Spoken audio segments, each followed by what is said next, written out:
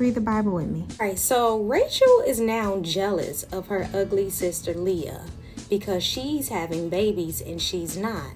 She tells Jacob, give me a son or I'll die. And Jacob like, who you think I am, God or something? I can't just give you a son. Since they didn't have fertility clinics, she said, take my maid Bilhah, get her pregnant so that I can have a son. And so she had a son and named him Vindication because Rachel felt vindicated since she finally had a son.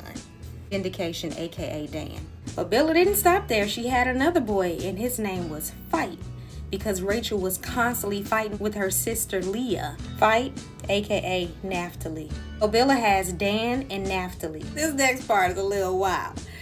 So Leah sends her son to get some fruit, some love apples called mandrakes. And Rebecca wants some of these mandrakes. And she's like, how about I let Jacob sleep with you in exchange for some of them love apples? And then Leah had the nerve to say, wasn't it enough that you got my husband away from me and now you also want my son's mandrakes?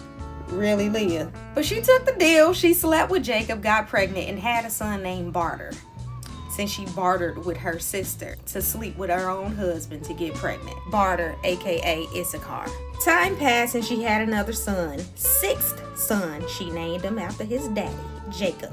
It means great gifts. She said, maybe my husband will give me great gifts now since I bore him a sixth son. Meanwhile, Rachel ain't had no kids.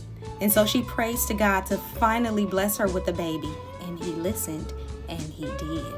Now, she named her boy Joseph, which means add. And I feel a little funny about this because God finally answered her prayer. But instead of just being happy that she got this son, she wanted God to add more sons to her, and therefore she named him Joseph. How y'all feel about that? Goes to his uncle Laban, and he's like, I think it's about time I head out with my family.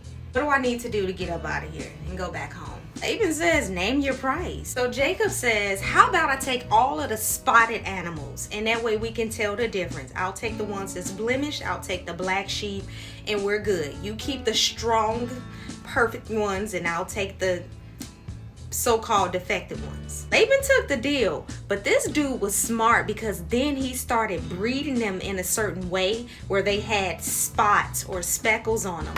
So he wound up getting the really strong ones and leaving his uncle with the so-called perfect ones that wasn't nearly as strong as his. He would like purposely make them underneath the branch so that when they gave birth they had like a spot or a shadow on them, and it made them look defected, but they were really, really strong. So this story ends with Jacob becoming really, really wealthy and in a really good position to take his family and go. What did we learn from this?